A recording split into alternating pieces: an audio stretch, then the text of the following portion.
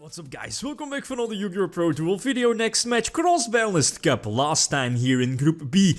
First matchup we have Satellarknights from 2015 versus Merlanteans from 2016. So only 1 year of difference between both these decks, so there should in theory be not that, well, not that high of a difference in like power creep between both these decks. First list we see here is Satellarknights. I believe this should be an OCG list with, you know, that one of Rota and triple torrential. Yeah, definitely an OCG list from back then with the triple torrential tribute, triple combos. Back in the old school days, a very powerful card. Well, ever since Synchros got released, right? Although, you know, Satellarknights definitely want to go first, being that super stunish deck. Then again, we have Merlanteans from 2016.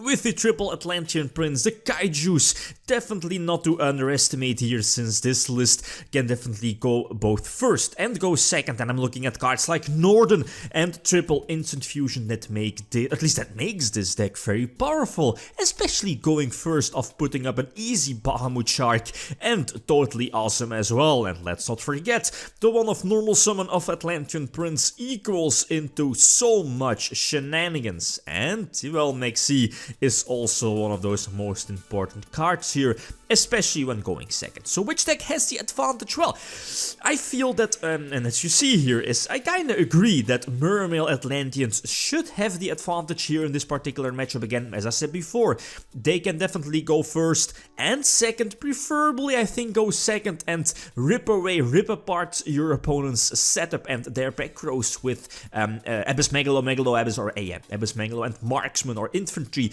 to pop their sets or their phase up, well, cards I guess, but they can definitely go first as well. I'm looking at cards like Instant Fusion into Northern, into Bahamut Shark, multiple negations.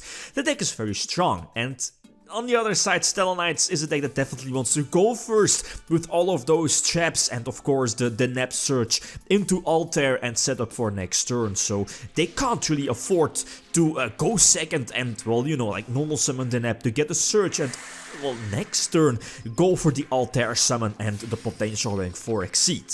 Nah, that's not possible for Satellarknights, right? So anyway, first tool, Satellarknights go first, and no Denep, no, what's it called, the Armageddonite, Ulukulai, I believe the name is, you know, the Armageddonite for Satellarknights, and yeah, my opening hand not that fantastic. I think I had to set to both Torrential Tribute and the Vanity's Emptiness, but the one of the two, I believe, yeah, the two Twin Twisters immediately blew away both copies, and next to Moaling Glacier, ripping away 2 cards.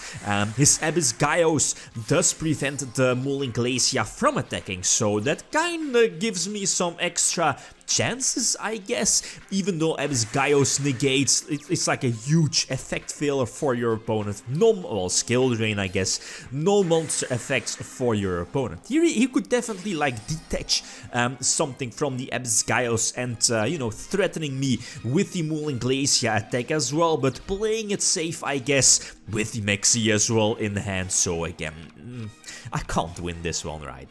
Maxi in hand, Abyss Gyos, and that first turn breaking, I guess, definitely lost me this one. That's more than enough damage. Yeah, the 800 damage. The 800 attack of Abyss, of Atlantean Prince is definitely more than enough, right?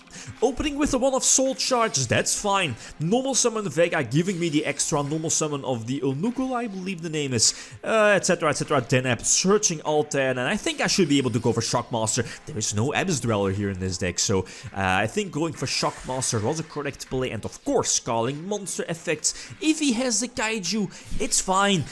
He's 1 turn behind, so he's not able to, you know, like Abysstius, Diva or Atlantean Prince or whatever to advance his game state due to Shockmaster calling monster effects, and that should be something I need to, you know, put them back by a lot and give me some extra time to eventually normal summon Altair and go for the rank 4 exceed play.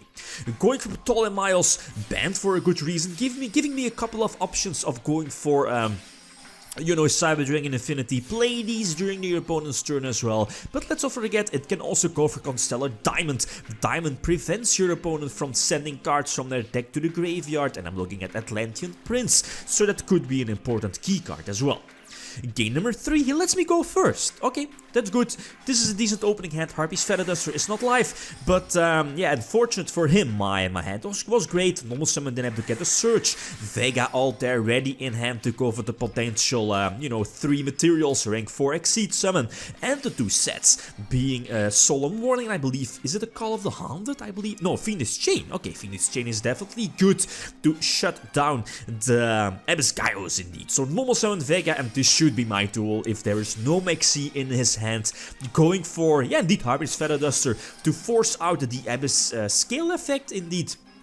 So everything is bounced back to the hand with Trigger, and so I can discard the last card and, you know, like keep relooping my Fiendish Chain with the potential Trigger summons.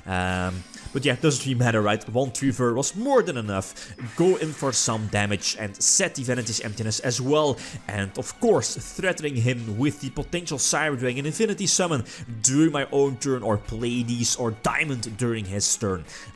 Soul Charge is a cute top deck, but Vanity's Emptiness says no, and yep, I do take this one. This 3rd game goes to me. Well, yeah, going first definitely quite important, and now he goes first, and for a good reason, right? The deck has so many starters. I'm looking at Diva, I'm looking at Prince.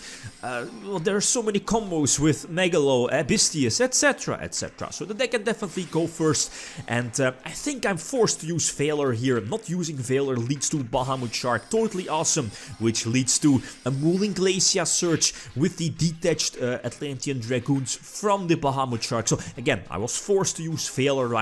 And yeah, did this. I already knew it was kinda game over. Dark Hole forced out the totally awesome, and quite unfortunate he was able to discard, get rid of the Gen X Undyne, and leave the totally awesome on his side of the field. So yeah, he can just tribute here for the compulse, gain the compulse, and that's just a huge problem. Excite Knight could have been a savior here, even then, right? I think with those, yeah, 4 cards in hand, that's definitely too much. And Abyss Megalo can indeed attack twice, and Dragoons can even go for like Dweller or whatever to get the extra search. Not really sure if Mooling Glacier is live, but it's going to game number 5 where I get to start, and my opening hand is so terrible. Double Altair, Veiler I guess is fine, the Soul Charge not live, and here again, I think I have to set my Altair for the potential rank 4 Exceed Summon with Soul Charge. That is, Altair cannot reborn, yeah, like an Altair from your graveyard. And again, yeah, that Maxi, right? That Maxi giving him the extra plus here, the extra draw. And I think I have to go for Castel, not, well, like bypassing the Pot of Duality here, not activating and restricting myself, you know, like not being able to special summon due to the Pot of Duality. But that Maxi giving him the extra draws was a problem, and going for Abyss Gyros, okay, I guess that's fine. Fiendish Chain is definitely an out here, but I'm very low on life points, so that's a problem. Get the Deneb, of course, I think I have to just summon it. I can't risk like only setting the Fiendish Chain and like not hope that my opponent would like not draw a monster, right? So he did draw a monster, and yeah, that's again a problem. He's going for the Satsunoko, I believe the name is, and even though Leo cannot attack here, like if there's a compulse, if there is, yeah, Torrential would have saved me here in this situation, but nope. Like compulse, Fiendish Chain, he just needs a big beat stick on his side of the field to eventually deal that last damage and yeah, attack for a game. So yeah, the deck, I think we have a well-deserved winner. Again a 5th or like a 5 gamer, but yeah, again, a well-deserved winner here with Merlanteans getting the extra 3 points and pretty much sure to move on to the top 16 playoffs, but again, not sure if it will be like the 1st place or 2nd place here in Group B. So next matchup we have, well, yeah, we have like, I think the best deck here in this group B being True Dracos, good old True Dracos versus Head, so Hands, Artifacts, Trap Tricks. Again, feel free to leave your opinion which deck is going to win this matchup. Top right corner, the eye symbol, and or feel free to leave a comment which deck will win this one. True Dracos versus Hands, Artifacts, Trap Tricks. Hands might still have a chance with that small hand engine. Artifacts doesn't really do much against True Dracos, but yeah, the hands might do something against the true Draco setup. So it's not really like a cannot be like a walkover for true Dracos. Okay, guys, that's it. Thanks for watching and feel free to leave a comment or like if you enjoyed the video. Lithium signing out. Peace.